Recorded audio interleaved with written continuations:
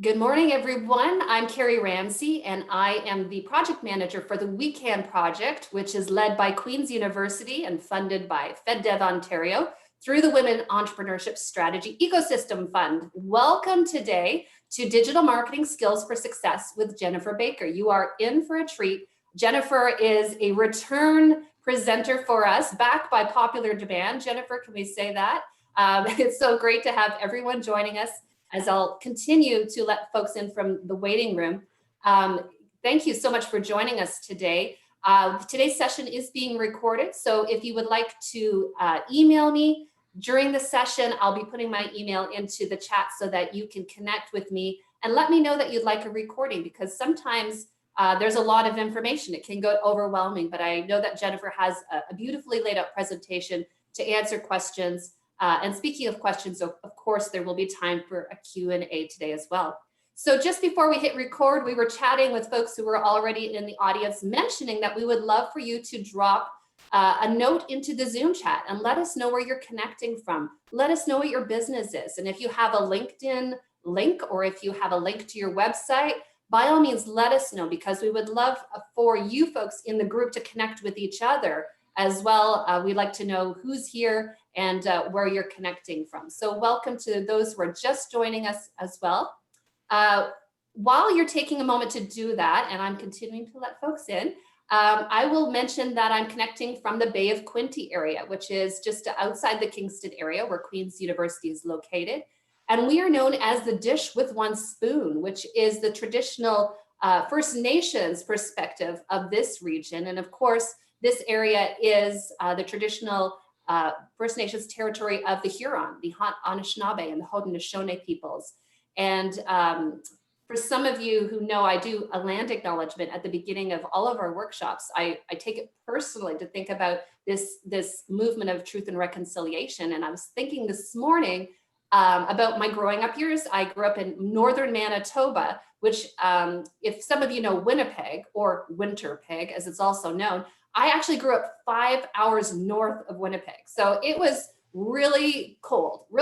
And it was also a beautiful place to grow up as a child, because we were constantly integrating with Indigenous art and culture and festivals. And I think today, when I look back, it's given me such an appreciation for Indigenous peoples and cultures and perspectives. So I thought I would just mention that from a personal perspective today, that when I do the land acknowledgement, it's not because anyone has actually said I need to, it's because I want to. I think it's all very important for us here in Canada, at least, and around the world, to think about, who were the founders of the places we're living, and how can we acknowledge and honor those cultures. So thank you so much for those of you who are mentioning in the chat where you're from. It's always so great to find out a little bit more about you.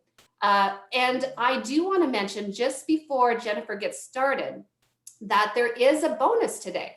And the bonus is that we are announcing a free 6-week coaching program with Jennifer Baker, who is your presenter today. The program doesn't start today. It actually starts on February the 1st. But today we're launching the application process. We have 10 spots through the We Can project that we are able to make available to. Now, unfortunately, it is just for women in our local region, which is the Kingston region. However, Jennifer does have many other resources, which she will point to for those of you who are outside our area. So I just wanted to flag that I will be mentioning in the chat a little bit more about this coaching program for anyone who might be interested. So you'll definitely want to watch the chat, and some of you might want to apply today. I think it would be great if some of the folks in this group were a part of the new coaching program, which is going to focus on digital marketing skills and how those can build your business. So stick around for that. Thank you so much for joining us today. Jennifer, it's always a pleasure to connect with you. You are such a wealth of knowledge, and we look forward to what you have in store for us today. The virtual floor is all yours. Awesome. Thank you, Carrie. So today we are going to be talking about digital marketing skills for success. And when Carrie approached me to do this type of workshop, I was thinking, okay, like what really do I want to touch on? And what are the subjects that I really want to focus on? So I really narrowed it down to 4, which we're going to go through today. So I'm pretty excited to try something new. This is a little bit of a new new subject matter for me, but not really. So my name's Jennifer Baker. I'm the facilitator today. So I have been running a social media training and consulting business in Kingston, Ontario, 9 years now. It'll be 9 years. So in addition to that, I teach part-time at St. Lawrence College in their integrated marketing communications course. I teach online through Ontario Learn. I don't know. I do a lot. My background actually is economics. So I'm an economics major. And then I went back and got a degree in adult education and a master's in education as well. So my passion really is training and educating. And then my subject matter happens to be social media marketing. So this is me. I would love if you connected with me on my various social media, any or all of them. It doesn't matter to me. I do have a newsletter as well. I don't have the link because I just thought of that right now, but I will get that for you if you want to join that. The other thing about me, so if this is your first time joining a workshop or a webinar with me, I love questions. I love interacting with you. So feel free to use that chat to ask questions as we're going through the presentation. So if there's something that you need a little bit more clarity on, you want me to expand a little bit further, I am certainly happy to do that. So by all means, use that chat as much as you'd like to ask those questions throughout today's webinar. So as I sat down to develop this webinar, I was thinking, okay, what do I really want to focus on? Like, what are the keys here? So I want to talk about social media audits, function of social media, which sounds actually very dry now that I read that aloud. It sounds dry, but it's really not. We're going to talk about email marketing and then developing your digital ecosystem. So those are kind of the main pieces that we're going to talk about. So the learning objectives, so me as an educator, recognize the importance of a social media audit. So we're going to talk about what that actually is and how to do it. We are going to be talking about social media in terms of function. So what can the social media actually do for you? And there's such a knowledge gap with respect to what Facebook can actually do for you or LinkedIn can do for you. It's more than just, make a post on my page. There's, 100 other actions that can go alongside with that.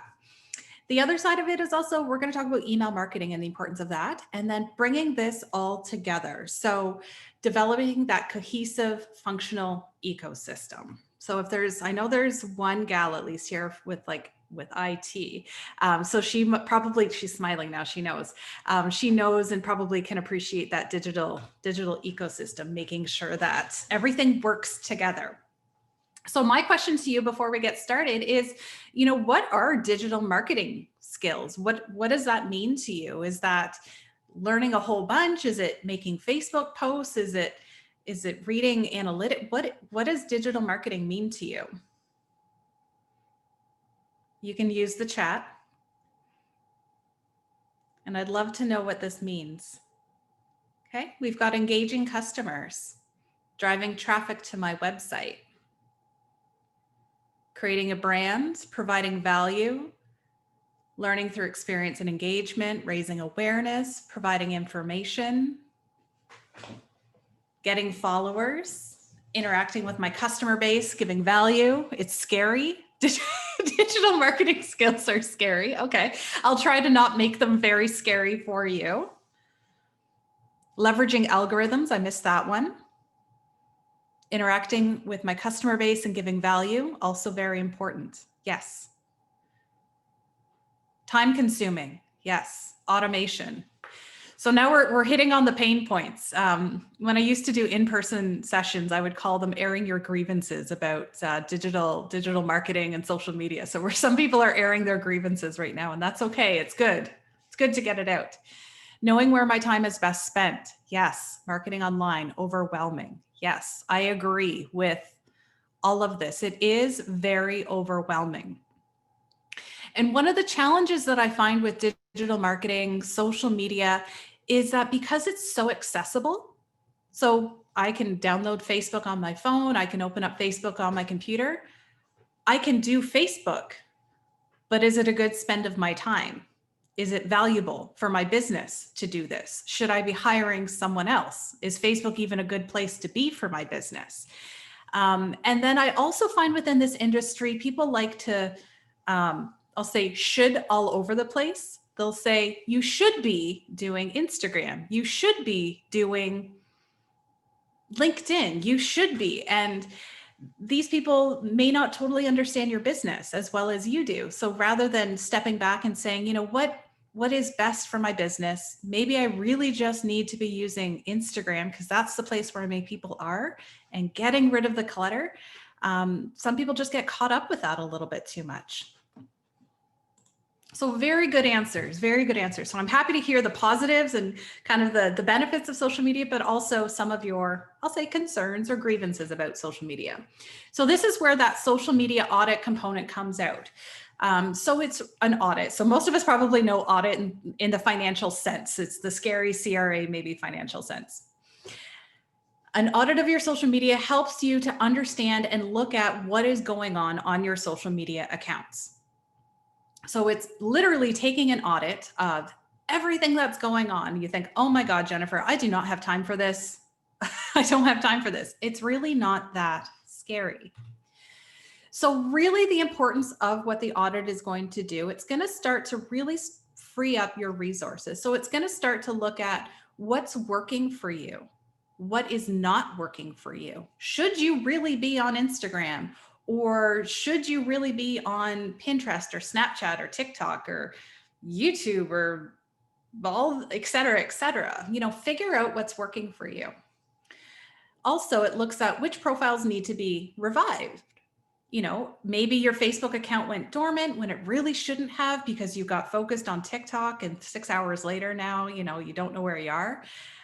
So you might have to revive. So if you've ever downloaded TikTok, you know exactly what I've just said. It can be a time vampire. Also repurpose. So sometimes, you know, if you have a Facebook group and it's just been dormant for a while, maybe you need to repurpose it. Maybe the focus of it isn't really what it should be. And then also looking at maybe it's time to really get rid of that Twitter account. It's been dormant forever. It looks bad because you haven't tweeted in 6 years. It's time to shut it down and move on. Yes, down the rabbit hole. Exactly. And then it also looks at new opportunities to grow and engage. So it looks at what exactly you're doing on these social media channels and saying, is this working? So a lot of people think that social media is this, you know, magical place where magical things happen, and it's really not. But when I say new opportunities to grow and engage, think about your own business. If you're selling, I'll say, t-shirts, and you realize, wow, nobody likes this pink t-shirt, I'm going to buy another 1,000. Nobody would do that. So same thing with social media. If you've been posting on Facebook for 5 years and you haven't engaged with anyone, you haven't made any sales, there's no click-through traffic, why would you keep doing it? So it's not that different from either a retail operation or a service-based operation. You know, you're going to start to cut out things that aren't working for you, whether it's physical goods or services. So don't worry, I'm going to show you what an audit is. Don't worry. When should you do an audit? It can be annually, you know, January, New Year's resolution. So you could do one now and then maybe do one even, can I say after the pandemic is done? I don't know if that's what, yes, when everyone's vaccinated and maybe, you know, we've moved on from this. So it can be annually, maybe once COVID restrictions have changed or altered. That's kind of those big turning points where you want to kind of look at what you're doing online. So what do you do with an audit? So they're really not that complicated. If you've Googled a social media audit or maybe heard another presentation that includes this, it really means make a list of all of your social media, all of it. Your Facebook personal accounts, Facebook page, Facebook group, Twitter, LinkedIn personal, groups, pages, Instagram, Pinterest, YouTube, Google My Business, all of them. Just make a list of them. And then what you're going to do is you're going to make a list of all of your usernames. So mine is facebook.com/JenniferBakerCo. You'll have something similar. Also, while you're in here, you're going to look at all of your administrators. Who has access to your accounts? And as someone who either does consulting or management with people, it's amazing how many times there are administrators on accounts who no longer are employed by the organization. And it's very scary. It's scary to me because I'm very risk adverse. But I'll say, you know, who's this, you know, Sally Smith? And they say, oh, she was a summer student 2 years ago. I'm like, okay, that's great. Like, does she still work here? Oh, no. Okay. So it's a good idea to go through the audit and make sure you understand who are the administrators. So that's something you would look for on a Facebook group, a Facebook page, a LinkedIn company page. The other ones are going to be more related to your passwords. So I know Laura would vouch for me on this one. Make sure you've got good passwords. Do not make the password the same for all of your accounts. Okay. All different. Okay. And it's going to reduce the security. Well, not reduce. It will improve your security and reduce risk. Okay. So making a list or an aggregate of what you've got is kind of the first starting point. Okay. The other part that you want to do, and this is what I generally do for clients as well, I want you to Google yourself. Google your business name, your personal given name as well. And it's going to start to bring up where you're listed. So I just simply Googled myself, and my website's the first one to come up because it's the exact search word name. But then I can go through and say, okay, oh, I'm listed on the chamber. Let's make sure all of that information is correct. Oh, I'm listed on maybe WeCan. Let's make sure all of that information is correct. So you start to go down the rabbit hole just to clean up that digital presence of your organization. The other piece that I'll mention here, so if you see in this graphic, I'm going to get my pen out here. Draw.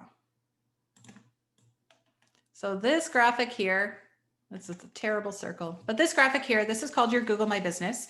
And this, you do have to put it into Google if you are a new business. So it is a free listing. And I did this yesterday with a gal that I'm working with.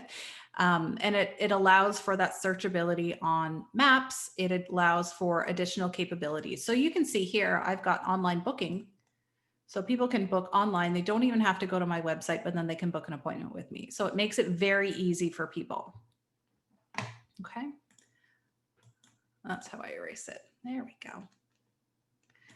So do some Google search. So don't just like Google your name and have your website pop up. Actually go through Google a little bit. Okay. And then also go through social media as well. So oftentimes you might find, I believe it's on the next page. You'll find things like this with your business and people go, what is this? What is this page? These are called, oh, I just lost the word. It's like, I call them ghost pages, but the unclaimed pages. So what it is, somebody may check into your business. So whether they're doing a pickup order, maybe they've done virtual services and they've said that they've worked with you, but they've spelt your name slightly wrong, or they've kind of given it I'll say a pet name or a nickname. And then Facebook says, oh, Carrie just checked into JB Consulting. It must exist. We'll make a page for it. So then these pages start to pop up, and this is specific to Facebook, will pop up on Facebook. So then these are called unclaimed pages, which then are confusing to outsiders. So what you can do is go through and you can claim these pages and merge them into your existing page. So to do that, generally, under this edit function, it might look a little bit now with the Facebook update, but it will be under here. You would say, I own this page, and then you can claim it and you can merge it. So it's easy enough to clean up. Okay. The other thing to look at as you're going through, so we've got a list of all your social accounts. You've done a Google search, a social media search. Now you want to look at, is your digital presence on brand? What does it look like? Is it consistent across all of your channels? If you've done an update recently, maybe you went through a marketing rebrand, maybe colors have changed. Has that been updated across all of your channels? So mine, I did a branding session, I think it's 2 years ago. I wanted to do another one in the fall, but then that got canned because of COVID. It'll come. So my branding session, allows me to have that consistent look and feel across the different social media channels. So all these pictures are taken on the same day. It's got that look, that feel, that's consistent. So look at your social media channels and say, is my logo correct? Is it up to date? Is it cut off? Is it accurate? Is it the right colors? All of my cover photos, are they accurate? Are they cut off? Do they look good on mobile? Do they look good on desktop? All of basically, do you look good is really what we're getting at here. Okay. The other thing that you want to look at is your posts, pin posts. So in Twitter, you can do it. In Facebook, you can do it. You can pin a post to the top of a page, which is great. But oftentimes people forget that it's there. So I'll be looking at Facebook pages and it will say, new hours for 2019. And I go, it's 2020. So it's, again, go back and just make sure that everything looks good. You're consistent. You're up to date with things. Okay. I'm just taking a peek at question. Oh, look at, you're helping each other there. Thanks, Carrie. Yes. Google.com/business is how you do the Google listing. So the next thing you can do in here, and this is my economics nerd and me coming out 100%, but you can download statistics for all of your social media to get an idea of what's actually working for you, because it's about working smarter, not harder. And if you find that things are not working, get rid of them. It's not worth your time to do that. Oh, the analytics, Amanda, this is what confuses you. So within Facebook, it's called Insights. So you will get, and you can look at insights related to all of your Facebook posts. It will tell you how many people have reached. So that's the number of people who have seen the post. And that is unique. So Carrie as one person is one reach, but if Carrie looks at it twice, that's 2 impressions. So Carrie is one reach, but might be 2 impressions or multiple. Engagement really means how many people are clicking, commenting, sharing, doing some sort of action with your post. And this is the really important thing. So I find that a lot of people, and I'll say Facebook specifically, because it's a little bit more in your face, are disheartened by the reach. And they'll say, oh, only 100 people reach this. What I want you to do is actually look at the engagement rates. So how many people are actually clicking through? How many people are looking at it? Was there a lot of comments on it? Now, typically they are hand in hand. Higher engagement is higher reach. But this is the important part. People clicking, that's important. Now for LinkedIn, and this is the one that's layered on top here, is you do get analytics if you have a LinkedIn company page. This doesn't exist for a personal account, but you can have a company page on LinkedIn. So you do get analytics similar as well. So these ones are impressions, they are clicks for this. Okay, so as I go through this, I'm using one workshop as an example to show you the difference. So it's all about this Canva workshop I did actually yesterday, and then there's a few more. Okay. So the next question you're going to ask yourself, you think, geez, Jennifer, you ask a lot of questions. Has your audience changed since you implemented the social media that you've identified? So, and it's certainly now with COVID, we've all somewhat adjusted our business models. We've all somewhat adjusted our business practices. Maybe your audiences have changed slightly. Do you have a different location? Are you virtual? Do you serve a larger area because perhaps now you're remote? You can take people in Northern Ontario versus just specific to Kingston. Has their age changed? Are they using the same social media? So the people, maybe you started with Twitter 7 years ago. Are they even using Twitter anymore? Are those your people?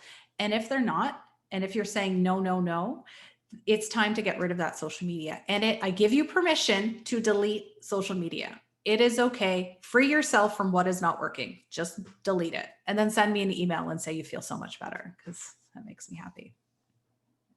So what you want to do is look at your audience, because each social media is going to have a different audience. So I'll say people say nobody's using Facebook anymore. It's so different. But people are using Facebook in different ways. Majority of people here probably have a personal Facebook account. But they're just using it differently. They're probably interacting with groups more than they are pages at this point. We'll get into that. Instagram, people say, oh, the younger people use Instagram. No, it's probably the 25 to 45, 50s at this point that are using Instagram. TikTok, yep, young people use it. It's a time vampire. Should your business be there? I'm not sure, but it does consume a lot of time in terms of content. LinkedIn, everyone here should have a LinkedIn account. Everyone should have a LinkedIn account. Okay. That's the one should. You should have a LinkedIn account.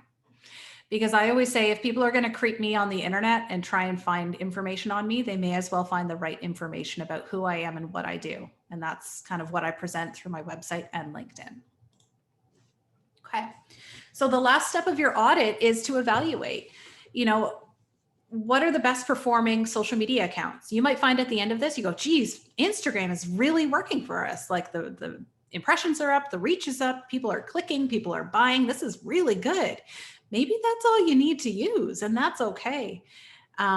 Does your content need to be refreshed? And this is something else that people often put aside. They'll say, oh, I always post my blogs, or I always do this. And you don't have to. You have to kind of change with the social media.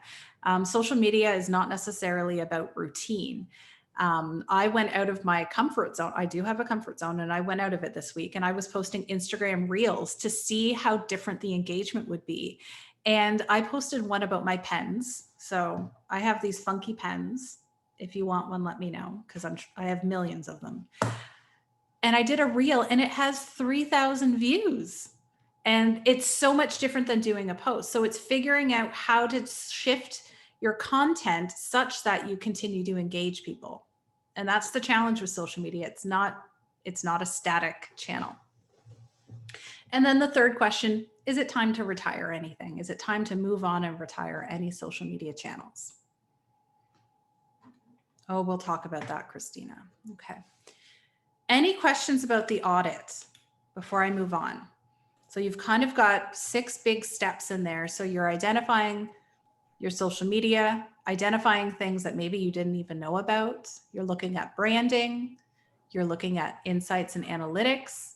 And then you're evaluating what's working for me and what's not working for me. How do you judge? Okay, so that's a good question, Marie. How do you judge? It's really looking at the analytics and saying, looking at your e-commerce site, maybe looking at your sales, asking people, how did you find out about me? Where did you hear about me? Was it Google Ads? Was it word of mouth? Was it a Facebook post? And asking those questions, because that's where a lot of this digital ecosystem will say falls off. People say, oh, I don't know where people are coming from. If you look at web reports, if you're directing the majority of your traffic to a website, it will say referral traffic, and it will say from Facebook, from Instagram, from LinkedIn, from kingstonchamber.ca. It will let you know where these people are coming from. So whether you do it, whether you outsource that piece to a IT company or a website company, ask them and say, I need reports. I need to know where people are coming from. You can also do this if you're so inclined through like Google Analytics, and you can look at that as well. I know Laura from Allcare, yeah, they do websites. So I know she's on the call. If there's somebody else on here who does websites, I'm sure they're able to help with that or provide some advice. Okay, all right. So identification. And again, this one sounds, functionality identification sounds a little bit, I'll say boring, but it's not, I trust you. And it's really about maximizing social media. So understanding, and that really means understanding what the social media can do and what the capabilities are. And I hear this so often. Post this, just post this everywhere. And I do manage accounts, and it drives me crazy every time people say it. And I know I have clients on this call, so I have to watch myself, but they'll say, oh, just post this. And I'm like, well, do you want me to post it like to the stories, or do you want me to make an event for this? Or do you want me to do a post, or do you want to get people to private message you? So thinking, 2 steps ahead and saying, what do I really want out of this post? Do I want people to message me? Do I want people to click through to my e-commerce site? Do I want people just to engage and feel happy with this positive quote that I've provided them? So before you're posting each content, look 2 steps ahead and say, what do I actually want out of this? What do I want people to do with this piece of information they've now been served? And that can be a hard question. This is economics right here. This is my brain. So when people say, okay, what can Facebook do? This is very on high level what Facebook can do. So most people look at Facebook like this. They'll say, do a Facebook post. Let's get my pen. That's not my pen. Draw. There we go. They'll say, do a Facebook post on my page, to post and photo. And that's generally what people will do. They'll say Facebook page, post, photo, video. but then I'll kick back to them and I'll say, well, do you want, hold on. Do you want me to be posting the page with the stories and do something with live event? Do you want videos in there? Do you want, to engage people in your group with posts and photos?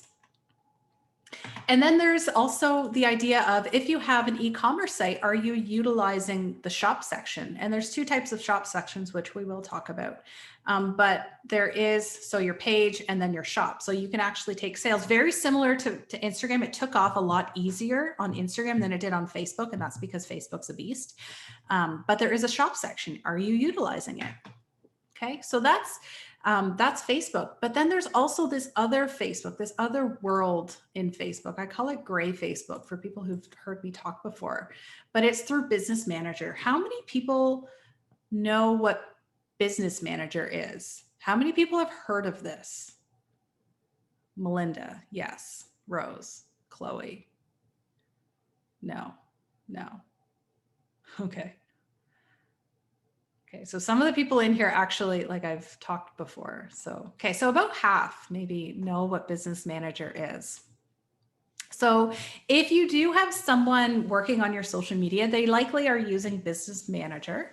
If you've done ads before, you've done paid advertisements, they're likely using Business Manager. And what it is, it's a separate, I'll say, Facebook account, still tied to your own, that has things related to Business Suite's a bit different. It's close to that, but it has information related to ads, creating audiences, creating pixels. And then it's a conduit then to get back to your page, your posts, and engaging. So it's kind of the unknown part of Facebook. I would recommend people looking into this. Or at least if you do outsource your social media, maybe you have a small little team working with you, I would ask them about this and say, are we really utilizing all of these tools in here? Yes, the Business Manager is a Facebook product, and you can go to it. You can see if you have one, actually.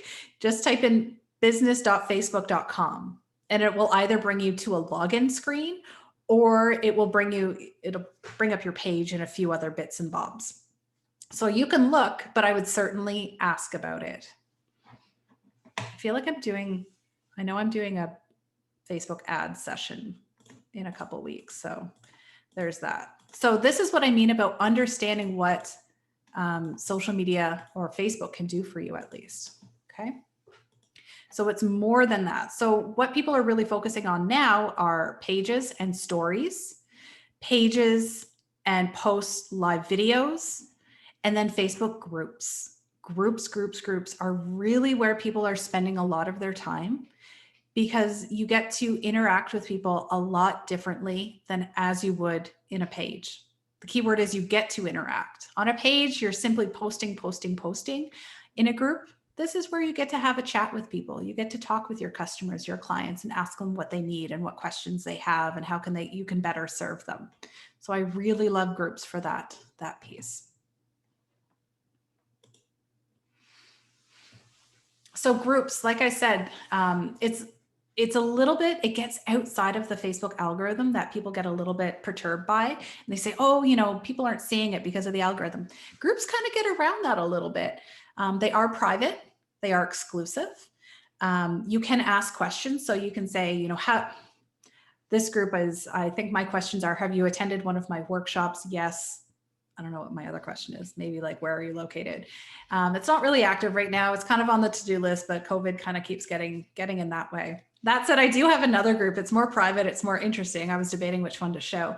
It's called Vintage Ontario Provincial Parks. So people basically go on and they share old pictures of them at the Ontario Park System. And it's got like 4,000 people in it. And people just share pictures of camping and deer, and they're all black and white. And I love it. And it's so much fun. And I only created this last year because I love history. I love hiking. I love parks. And I made this little group. So it's this beautiful little community of people who just share postcards and pictures. And I don't really post anything. I just get to enjoy the fruits of monitoring it, basically. Oh, I'll go back. So you can join this group. I do want to get it revived a little bit, so you're welcome to join it. It's just called Simplifying Social Media. So stories, and again, this is a tool that's done really well on Instagram, but not so much on Facebook. But it's certainly prime real estate on a mobile device as well as on desktop. So there are a lot of people using it, but in grand scheme of things, not really. So there's 2 billion users on Facebook, but only 150 million are active users of the stories function. So by using stories for your Facebook page, you start to get in front of people in that prime area. So here is mine down here. And I just said, are you registered for the weekend webinar? And I just did a quick little poll there. So it gets in front of people a little bit differently. I know, Melinda, Facebook stories, they're a little bit clunkier than Instagram. So if you're a fan of the Instagram stories and then go over to Facebook, they're clunky. And I'm sorry on behalf of Facebook, but they're not as fun, but it's still important to start working and building it there as well. And then there's also live videos, and people are doing this more now because of COVID and the pandemic, but this is where you can start to host live classes, webinars, coaching. And if you want to really, if you want to have another revenue stream, you could do it through a group format. So I've seen a lot of people, typically in the fitness industry, they'll have their private group for Thursday morning fitness. They do a live session through Facebook, and it's recorded just for their 15 men or women in this fitness group. So they've monetized it a little bit, which I think is super. So you could think about that in terms of, whether it's counseling or coaching or fitness, anything in that group format where you want to see people live. And Facebook Live videos can be up to 8 hours. Not that I recommend anyone doing an 8-hour fitness session, but the capabilities are there. So the shop section that I mentioned, and I mentioned this because I had over the last couple of weeks, there was a bunch of women who have come to me and they're like, oh, I didn't know Facebook could have shops. So I'm like, I better get this in the webinar. So there's the difference between a Facebook shop. So it allows people to display products on your Facebook page, and then you can tag them. It's identical to Instagram shops. And then so Facebook page shop is different than a Facebook shop, which is very confusing. I'm sorry. That's why I put them in columns. But Facebook shops allow people to actually check out from Facebook instead of having to hop over to your website. So there's 2 different types. If you do have an e-commerce site, you can enable it. And it's simply getting Shopify to give them authorization to your Instagram or Facebook account and vice versa. There is some limitation in terms of if you have a physical product to sell or not. So there's just a few little bits that you need to check out there. Yes, so I'm going to jump into this chat. So all business Facebook pages are public. Back in the day, you could be a little bit differently. If somebody comes to your page, they can see your stories, but to see them in that feed at the top, they do have to subscribe and or like your page. On that note, Facebook likes are going away. It's going to be followers. I'm sorry in advance. I read that this week. I was like, I can't handle this. So all those years getting people to like your page, it's now follow. It's going to be follow, my friends. It's gone. So maybe you've been seeing the 2 numbers. So like the follows versus the likes. Likes are going away. I'm sorry. I'm so sorry. Okay. Now that I've cheesed off the entire group here, I'm going to carry on with Instagram. Yes, they do keep it interesting. So Instagram. So there's 3 different accounts that you can have on Instagram. I kept it to business account because this is a business focused webinar. So you can have a personal account, a creator account, or a business account. Likely the majority of people in this session are going to be using a business account. And these are the different types. So this is why I didn't answer that Reels question earlier, but these are the different types of content that you can actually have on Instagram. And again, most people say, oh, throw a post on Instagram. So you do a post, you can have up to 10 in a swipe. You can have photos or videos. So videos can be up to 60 seconds and you can have 10 of them in one kind of slideshow, or you can have 10 different images. But there's all these other things that people aren't really utilizing on Instagram. And that's why I was testing it out for myself. I was doing Reels. So Reels are Instagram's version of TikTok. So they're 15-second, 30-second videos, I feel like 15, 30. Can someone Google this? I feel like it's 15. Now that I'm looking, 30 seconds, it's 15. Oh, it's a debate. Half TikTok. Someone can Google this, because I did one yesterday that I realized now was probably more than 15 seconds. 15 to 30. Okay, Noor. All right, just take both sides of that fence there. Good job. Okay, so you can do Reels, which is basically Facebook trying to combat with TikTok. So my pet peeve is people go to TikTok, they make a funny video, and then they just put it on Instagram and they say, why isn't it working? Well, first thing, they're different platforms. People follow you on different channels for different type of content.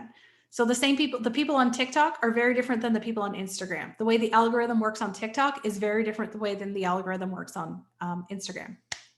So Reels, they can be fun. There is an additional tab on your Instagram account for Reels, and they can live on your grid if you want. They can be up to 15 seconds. Stories, which more people have fun with. Stories are very popular on Instagram. I would encourage people. Okay, so Carrie says Reels can be 15 or 30 seconds long. You're all right. Excellent. So stories can be up to 15 seconds per story, and then you can have multiple within, but they can be images or videos. I love stories for engagement. I love stories for engagement. So if you are saying nobody's writing to me, nobody's asking, nobody's engaging with me, A, have you asked them a question? And B, what are people responding to? So there was a gal, who I was working with last week, I think. And she said, oh, I sent out a message on Facebook and nobody responded. And the message was so broad. It was, what do you like about my website? I'm like, oh my God, like what would people even respond to that? So you have to break down these questions into more bite-sized pieces. So if you're going to ask something broad, like, do you like my website? It's, can you navigate to my shop okay? Do you like the yellow or the green? Do you like the one scroll page or do you like multiple pages? So breaking it down into very small bite-sized questions is a good way to do that. The other part is making sure that you have the shop section enabled. So if you do have an e-commerce site, and I know that there's been a lot of really great programs out to get organizations online, so Digital Main Street, make sure you have that enabled. Make sure people can check out and do the shopping on Instagram. And that can be done through Shopify, which I know many people are using, which is great. I use WooCommerce, which I guess I'm old now because I started it a long time ago, but I use WooCommerce. It still integrates beautifully. So make sure that that can be integrated if it can be. And then advertising. So that links back to Facebook, but if you can, or if you do have the budget for advertising, work that in.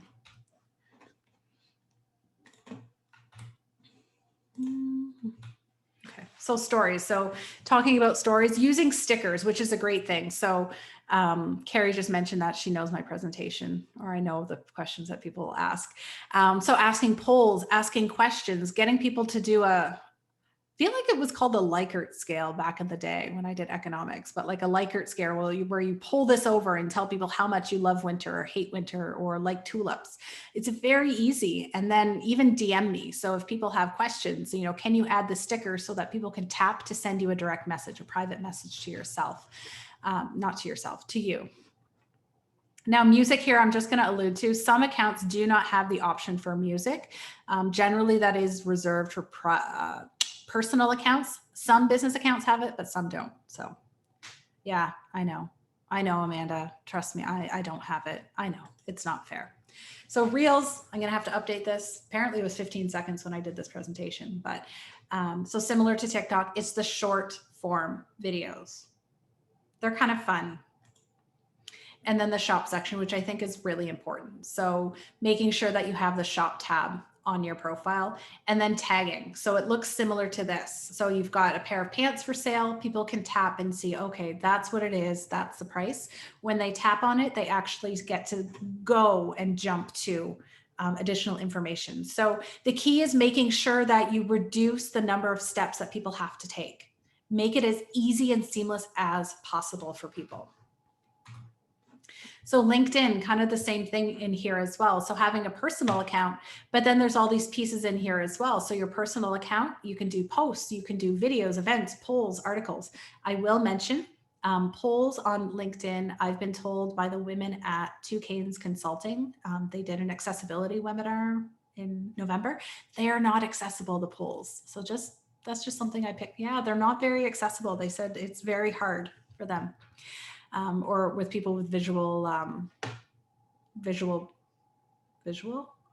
struggling for the words, but with screen readers, there we go. And then now on LinkedIn, you can also have stories. So stories exist on Facebook, Instagram, LinkedIn. They're also on Twitter, and they also are on Pinterest. Now, for those of you who have a company page, you can have a company presence on LinkedIn and post these types of articles. So photos, PDFs, polls, documents, and then you can also do advertising on here as well. So the reason I'm showing you this is social media is more than just, oh, I'm going to post this. It's what do you want out of this post, and knowing that there's so many more actions that you can take from it. So when you want to post something to LinkedIn, do you want it to be a personal post, a company page post, or do you want to do it as an ad? Same thing for Instagram. You've got 5 different options with what you want to do with it. So this is our webinar that we're in right now. Posting is definitely underutilized.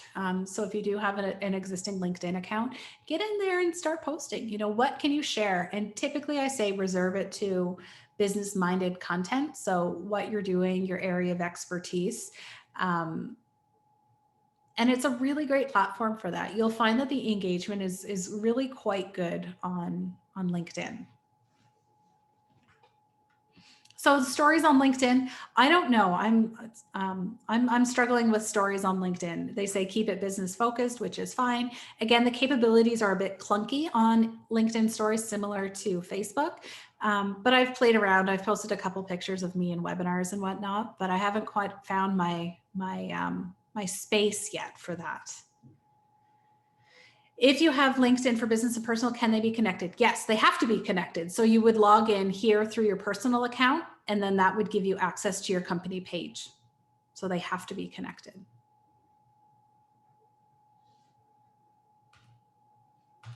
Okay, so there's the stories. So they're only available on mobile devices, so you can't use it on a desktop computer. So you have to have LinkedIn downloaded to your device.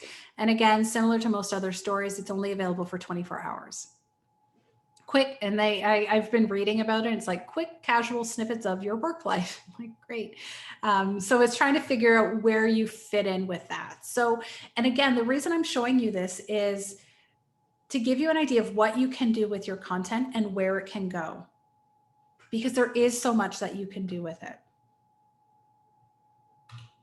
Okay, so your e-newsletter. How many people have an e-newsletter? So MailChimp, Constant Contact, there's Pardot, there's Aweber, there's several MailChimp. You have several MailChimp accounts? Yes. Ask about Shopify and Etsy. No, you would like to have one, MailChimp. Okay, good. I like MailChimp. I have clients who use Constant Contact and Pardot and Aweber. They're all over the place. Constant Contact. How on earth can I get people to click my lead magnets for MailChimp? Okay, so my question, and this is my caution, this is my digital ecosystem here. If Facebook and Instagram shut down tomorrow, how would you contact your customers? Right?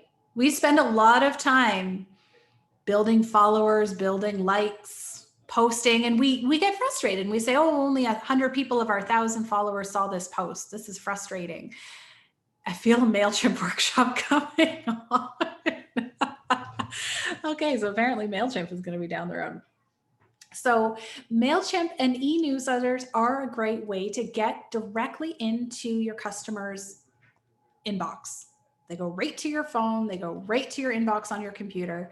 you're not hoping that somebody logs into Instagram to see your story about your new product. You can simply send them an email that says, hey, we've launched our new product. It's here for sale. It's limited time. We've only got 50 of them until, January 31st.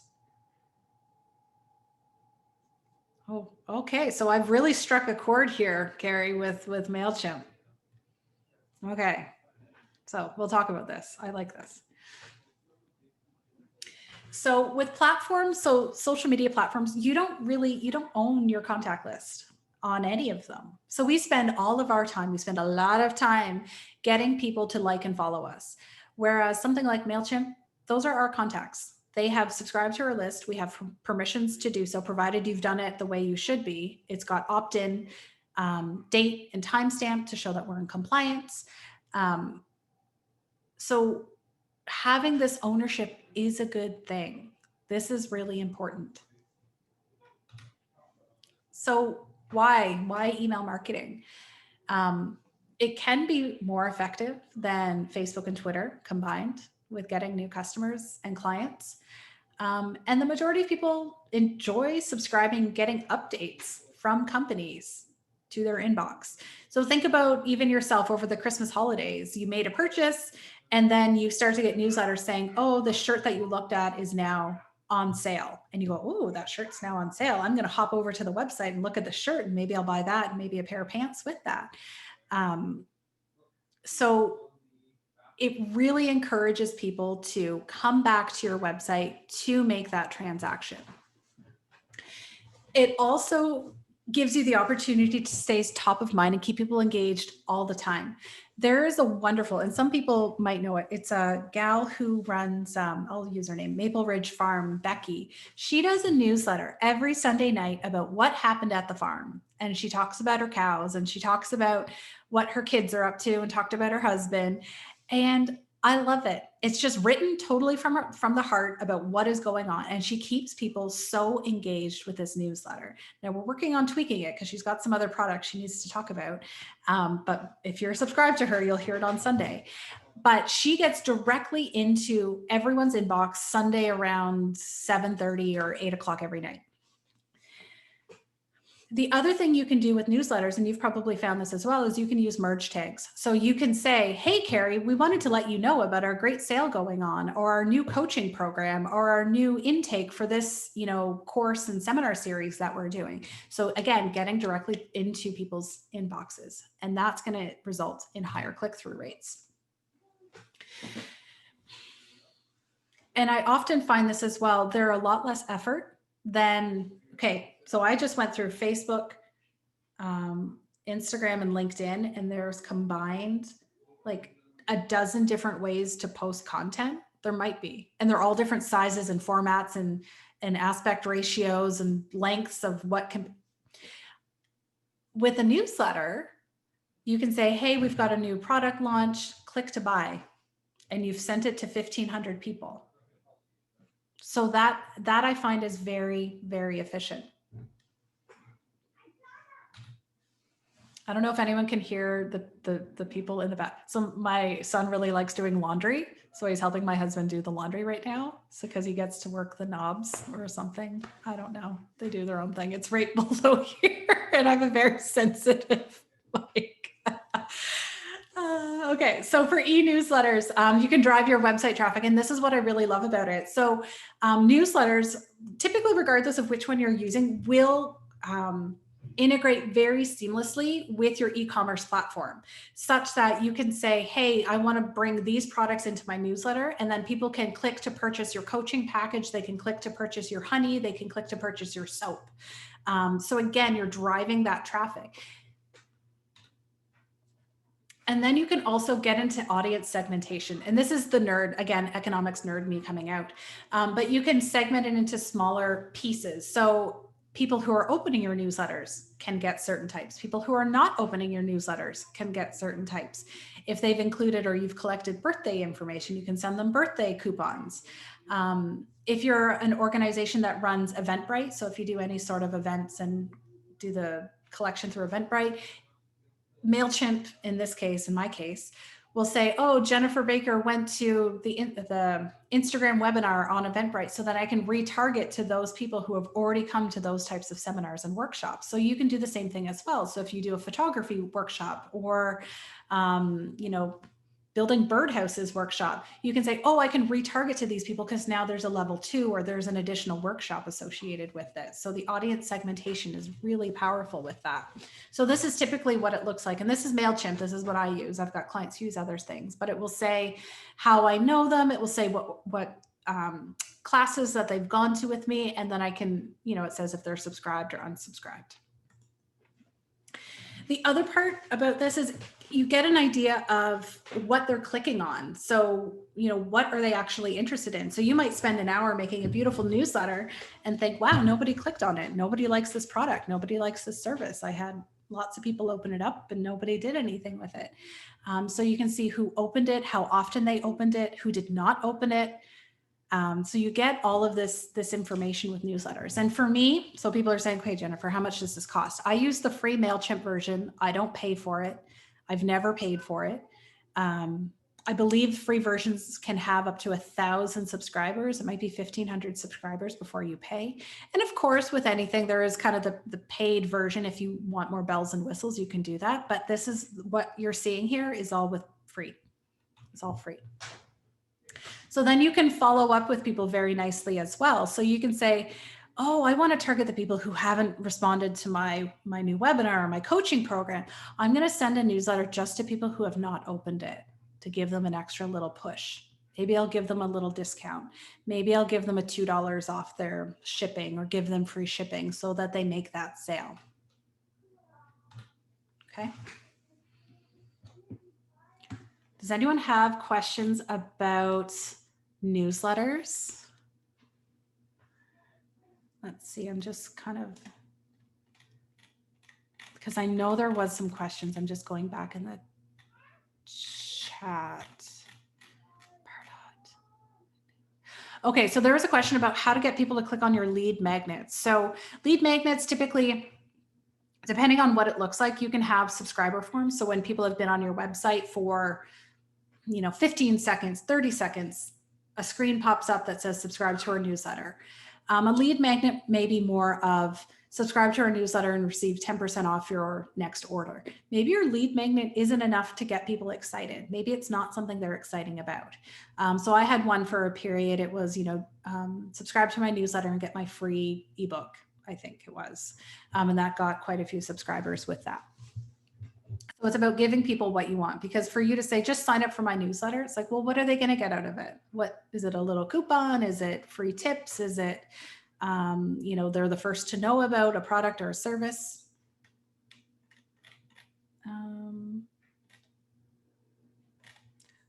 Chloe asks, what's the difference between MailChimp and ConvertKit? I have no idea what ConvertKit is, but I will Google it after this. I don't know everything, actually. Most of my business. Okay, so that's a good question. So most of my business is one-off. I do get repeat customers, but picture framing is not inexpensive. So picture framing is expensive. So Jillian, that's a great question. So I do newsletters for, there's a automotive group in Kingston, an area, and similar, cars are expensive. So what we'll do is say, we'll do a newsletter that says, make sure to get your oil maintenance or make sure to get your snow tires on. Also, we've got this sale happening. Sometimes we'll send out newsletters that say, did you have a great experience with us? We'd love to get a Google review or a Facebook review from that. And we did a simple one like that in the spring, must have been the fall, and they must have gotten 30 or 40 Facebook reviews just within a day, because these people were just so excited about this organization. They're like, oh, I love these people at this car dealership. So you can provide value in that way. So not expecting that people are going to maybe purchase the framing every time, but what else goes with it? What are the other pieces of getting a piece of art framed? Okay, so I see a bunch of ideal time to send them out. So great question, Amanda. How often do I send this out? Again, this was a question I had yesterday. It depends on your business. So if you're an organization, maybe you're in the retail space where you have either new product coming in every day, every week, you could do something weekly. So maybe you have clothing, you've got spring clothing coming in, and then every week you're sending out a newsletter. That makes sense.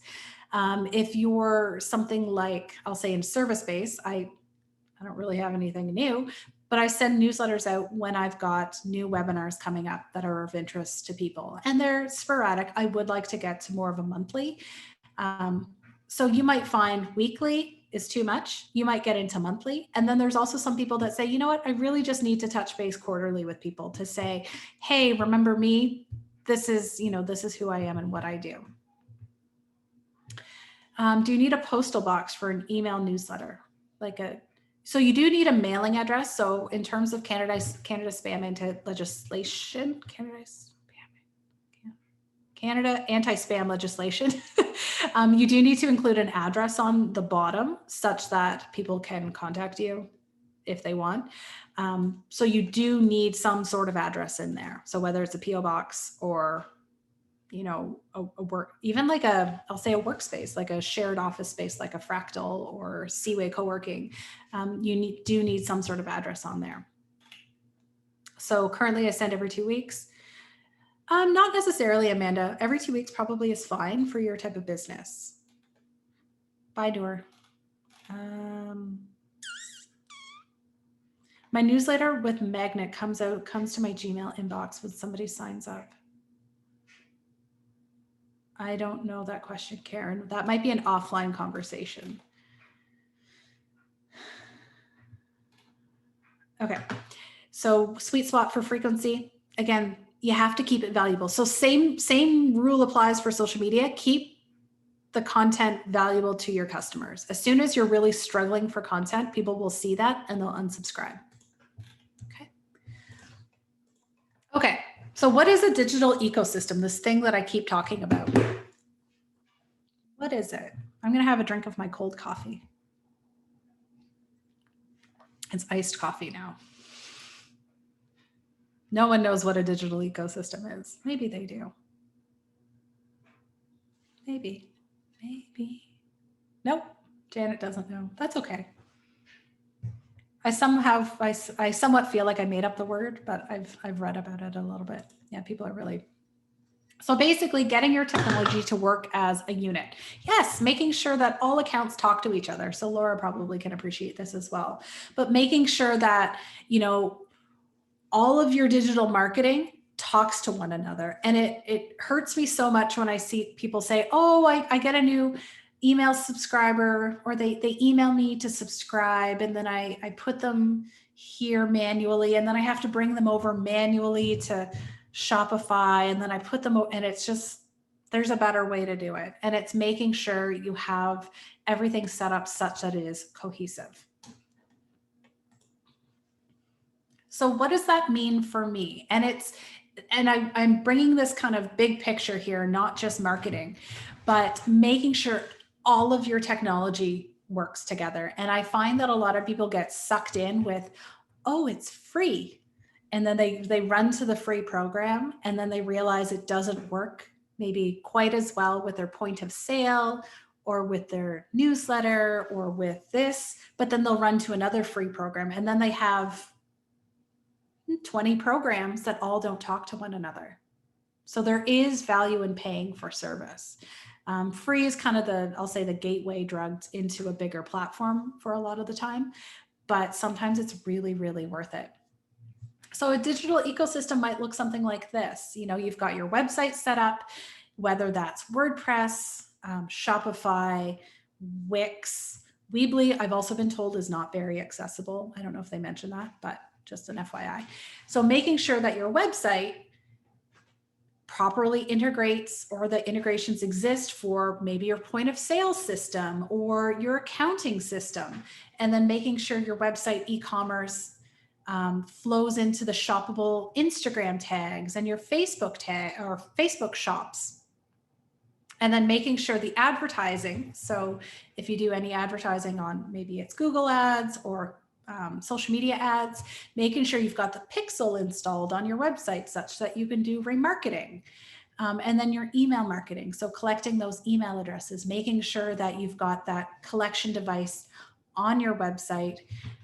It's also on your social media, but making sure that now Shopify, because I know Wix does it, Shopify does it, they have their own email system, which is fine, but some people need a little bit more. So again, making sure it integrates. And then there's all the other pieces in here as well. So if you do any sort of online booking, how does that work with everything? Inventory management, any sort of meeting software. So whether it's MS Teams or Zoom or Join Me, or, there's a boatload now. Delivery options. If you run a loyalty program, how does that work with the whole system? And then any sort of cloud storage. So again, if you're using Dropbox or Google Drive, or again, there's a variety of them now, but how does that all work together? And it typically can. In certain instances, it can't, but also looking at your time as a valuable resource. The time that it takes to take an email and put it into MailChimp, and it's 30 minutes. Is that worth it? Does it make sense to buy an app that can do it automatically? Probably. So it's stepping back and looking at the big picture. And this is really what I try and stress with people and try and look at with the big picture, is trying to make the automations exist where they can, or finding the apps or the programs that will work together, as opposed to constantly combating. Because a lot of these programs, they're set up to work with them, but people don't look for those integrations first. And that's the first thing I look at. I say, okay, what will this work with? And then I work from there. Even if it does cost a little bit more, $20, $30, $40 is certainly worth it if I don't have to deal with it. Okay. So Anita asked, what are your thoughts about Hootsuite? So good question. So I do use Hootsuite. So Hootsuite is a social media management platform. So there are other ones as well. So there's Sprout Social, there's Buffer, there is, I can't think of it. If you have other ones, put them in the chat. HubSpot, that was the one. Yeah, the orange one. So they're great for scheduling and planning out posts. Okay. There are limitations with what they can do. So you can't do stories as seamlessly. They say they do scheduling, but it will basically send you a text, for lack of better words, and say, it's time to post your story. Here's your story. And you go, oh my gosh, this is so inefficient. Sometimes it's just easier to go into the channel and do it. Same thing with Reels. You can't post a Reel from a third-party management software. You have to go into the channel to do it. Okay, so thanks, Carrie, for putting the different options. And most of the options that Carrie put out for social media management, there is the free version. You can do 3 or 5 accounts, and then there's like $9 or $15 a month. They're all about the same, but there are limitations. So again, is it worth it? Is it worth my time and my money to have a social media management? Or if I'm just using Instagram, I'll just use Instagram. Or if I'm just using Facebook, I'll just use Facebook. So think about it in that perspective. Cinch, Share, and Tailwind. Yeah, I've heard those. Later as well. There's another one for Instagram that's escaping me. And then a space for blogging. Okay, so good question about blogging. Blogging, I'd typically build into your existing website in a separate area. So just a separate page and have a blogging functionality. None of this separate jump to another site to have a blog. Keep it within your website. That said, if you find that you don't want to have it in your website, there is a really great capability on LinkedIn. You can have LinkedIn publishing. So you can do long form blogs on there.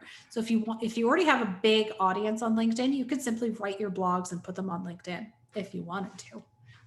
Just a thought. Okay. We're almost done. We're almost done. So that was a lot of information. So if you remember, we started off with an audit and looking at what you're starting with. What is the starting point for your social media?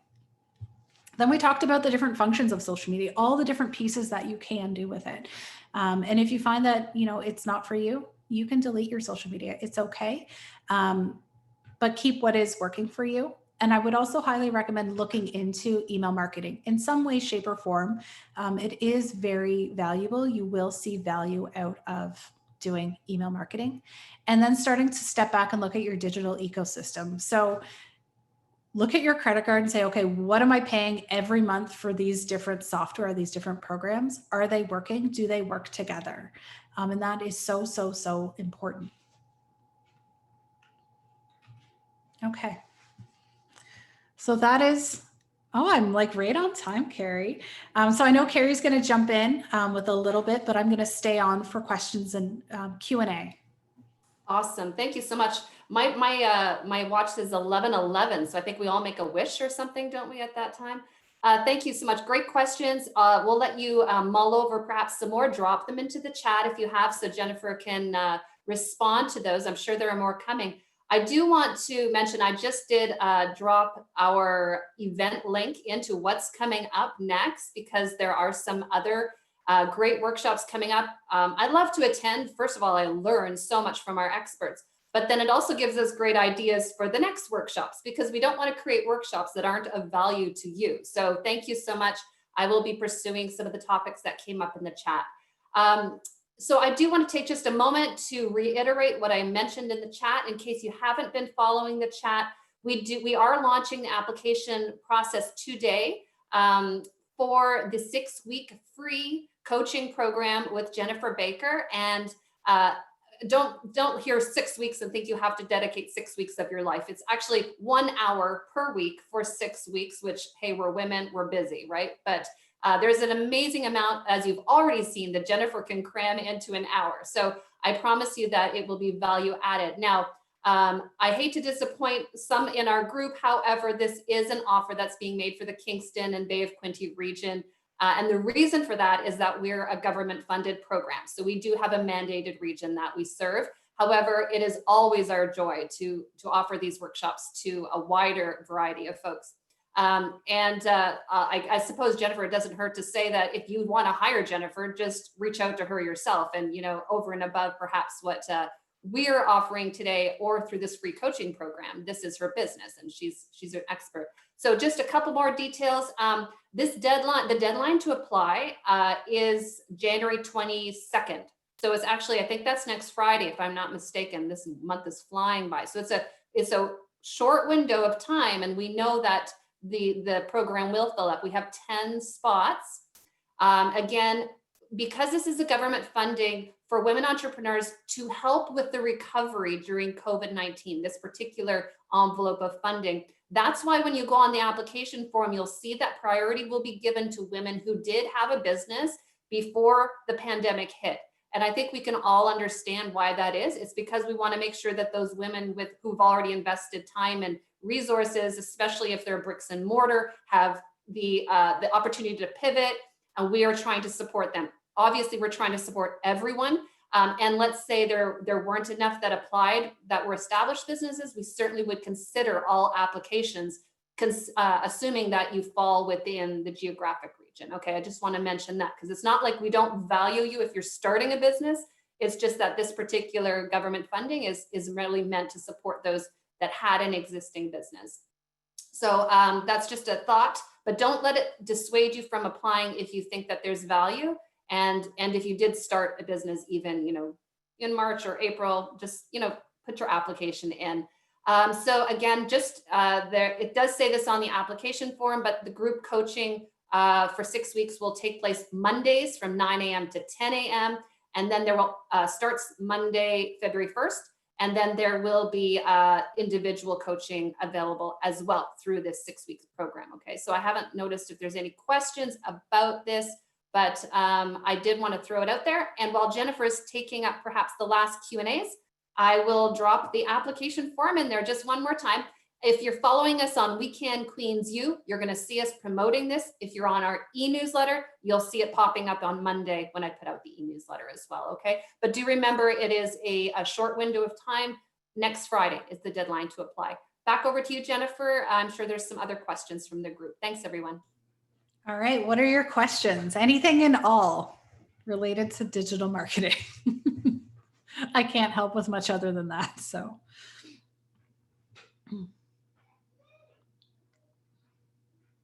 Nothing? Anyone? I have a question. Sure. And I'm really new at digital marketing. So I'm just wondering, I know it depends on what your business is, but how much on average do people spend time-wise on just devoting solely to the digital marketing of their business? I think it depends on your business and it depends Yeah. on what you want to do. So if you said, hey, Jennifer, I want to be on all the things, making content for all the things, I would say you need to hire someone. But then if you said, I'm going to just focus on Instagram, I want to do a newsletter once a month, you might be looking at an hour or two a week, which still is a time commitment, to be honest. But if you get to that point where you say, well, I can't do it anymore, this is not worth my time, I recommend hiring someone. There's lots of great students who come out of like the IMC program at St. Lawrence as well. I just scooped one up. So I scooped up one of my students actually, but you could probably do the same thing and for a couple hours a week. Thank you. You're welcome. So, Daniel, you had a question? Go ahead. yeah, because I'm totally rebranding and taking a pivot and turning it to a different direction. I'm just getting my e-commerce site built. Mhm. And so like, this was really great, but looking at, and it's the food industry. So I feel like I need to be on Facebook and Instagram and LinkedIn, and I think I need it all. Mhm. And my kids are like, well, if you just need somebody to do content, but then I'm going to have to get the content to them, so like. There are people who do content creation. So they'll Okay. come and help you make that content that you need. So I work with, I'll say one of my clients that I do content with. So I shoot her videos. I do all the photography for. It's a time commitment to do that. It's usually a full day with what we've got, but there are people and there are marketing companies and individuals who will provide that service for you. And it really ranges. So you can hire someone that you send them everything and they schedule it. You can hire people who just do paid ads. You can hire people who do all the content and do everything for you. So it really depends on where you want them in your life. Right. And it's probably something I should put in the budget then right now, right? Like, 'cause it's gonna. And it depends on your business too. So in some organizations, you could, I'll say, get away with having someone come out to your location, doing all the videos and photos a couple times a year. They've got the content that they need. They go back to their office and post it for the next 3 to 4 months. Well, that's going to be included with my website is pictures. Yeah. Okay. By the web developer, because he's going to take pictures and such too. So I'll have that conversation with him that maybe he should be the one to manage things. There you go. Neat. All Okay. right. Let's see. I'm just seeing if I missed any questions. If anyone wants to take themselves off mute, they can also ask a question. We'll do our best. There's a question from Rachel. Yeah, Rachel, and then I'll go to Laura. Work for the library. Is there a way to use shop function in Instagram? Ooh, I would say probably not. I would love that feature so much, Rachel. I'm such a library. That's a great idea. I You know. need to contact Instagram. Is there any web app developers that can do this? Because I've never seen that before, but that would be an excellent idea. Also, the library needs an app. Just gonna say, I'm a library crazy person. So, but I'm sorry, I don't think that exists quite yet. Because a library catalog is different than. Yeah, the Facebook and Instagram shop has to link to a website.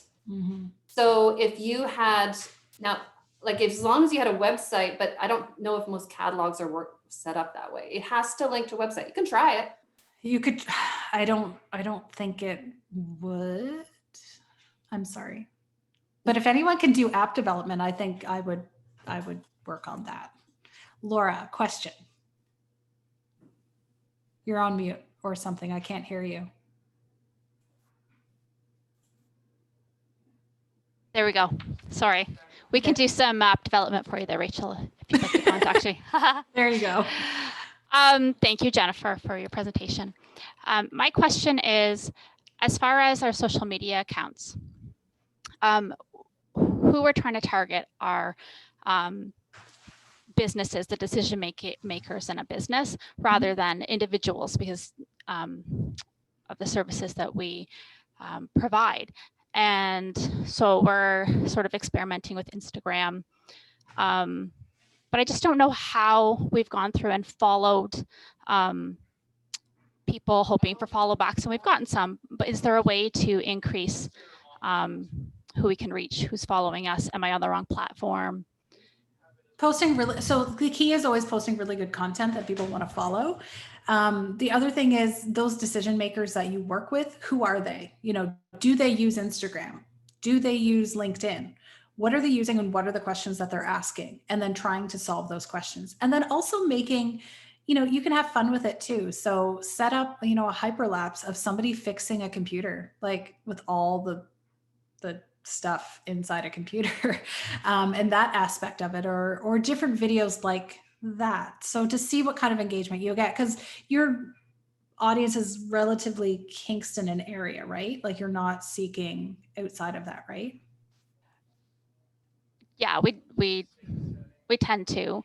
We can do a lot of remote work as well, but as far as who we target, I try to keep it relevant. I just kind of like that local feel. Yep. It's Yep. part of who we are. Yep, that makes sense. It might be LinkedIn, might be a good place to be, having a company page on that, getting staff engaged on LinkedIn. The reach on that is greater. The geographic reach will be Kingston, but also outside of that, just in the nature of what it does. But it might come down to content. You know, if you're finding that people aren't following you or your numbers are stagnant, it might just come down to maybe switch up the content, see if something else works a little bit better. Okay, thank you. You're welcome. There's a question from Christine. Do you see that one, Jennifer? Yep. Quite a large question. So if it's related to, yes. So if you're saying on a newsletter, having different groups, yes. So depending on the mail e-newsletters channel that you're using, they're either called tags or groups sometimes. But certainly if the more information you can have about a customer, the better. So if you know that, you know, customer in one list likes the color blue and the other list likes the color green, make sure you put that in, because then you have the ability to target down the road to people who like different colors, for a lack of a better thing. Should I have different groups for different customer base? But yes, it's going to be different groups, essentially. I think I answered your question. Yeah. Yep. Different content for different groups. Absolutely. Try to give people what they want. It's always quality over quantity for e-newsletters, for social media, for anything, quality over quantity, for sure.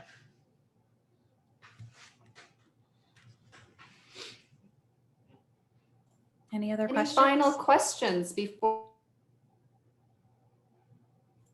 Any final questions before we wrap up for today? Probably want time for one more. I have a question. Go ahead, Kathy. Sure. I do a walking food tour in some small towns in Almont and Carleton Place. And so I have a specific reservation system software. I would imagine Spotify is not Shopify. capable of, or sorry, Shopify is not capable of handling something like that. Is that correct? So what you might, so rather than focusing on Shopify, what you might be looking at is more of a booking software. So yes. It's e-commerce, but it's not. So for example, it's called Appointee, and I can have, 10 people book in for the same session, essentially, and then they can make payment through my booking software. So that's probably more of what you're looking for, rather than like a Shopify site where somebody would purchase a product. And especially if it's food tours, it would say like the 9 a.m. breakfast crawl. We can have up to 15 people in it, purchase online. It's, $60. And then it will count down as people register. So that might be more in the line of what you need, more so than Shopify. Unless, of course, down the road, you're looking at, selling cutlery and shirts and hats and whatnot, then you're probably going to need that e-commerce. But if not, you might use a booking software. And it's called Appointee? The one I use is called Appointee. There's Yeah. boatloads. There's lots and lots of types of booking software out there. Yeah. Appointee is the one that Mhm. I like. Mhm. Mhm. I'm using one called Easy Ticks, but Yep. there's of course they're all going out of my head right now. but That's okay. Fair And Harbor. what you're going to look for with your booking software is the capability to take payment. That's going to help so that people can take Mhm. payment upon booking. And then two-way, if you use Google Calendars, two-way integrations such that it will go into your calendar or it will understand what's going on in your calendar and not double book you. So two-way sync, and then the ability to take payments and then multiple people per booking. Right. Mhm. And then if you don't know, always reach out to I'll say their either customer service or sales team and say, I need these features. Do you offer this? Before you go in and Kathy, yeah. I also dropped in the Kingston region Shopify expert contact information for Carissa Cosgrove. So if that's helpful, she might be able to answer if that's possible with Shopify as well. Mhm. Excellent. Okay. Thank you. All right. Well, thank you everyone for attending today. Thanks to Jennifer just for wringing out all her knowledge. I feel that we're all soaking it in today. And I certainly do appreciate the wisdom you've shared and the quickness of your answers. There's just so many tabs open on your brain, and it's great to again spend some time with you. Thank you everyone for joining us, and thanks for your engagement in the Zoom chat. It just makes the conversation and the experience so much richer. Thank you everyone. You have our links. You have my email if anyone wants to reach out. And Jennifer, how can they reach you again? Well, any of the information below or social media at jenniferbakerconsulting.com, which is really long. Excellent. All right. Thanks, everyone. Have a wonderful day, and we'll see you again soon, I hope, for our next workshop. Take care. Thanks, everyone. Bye.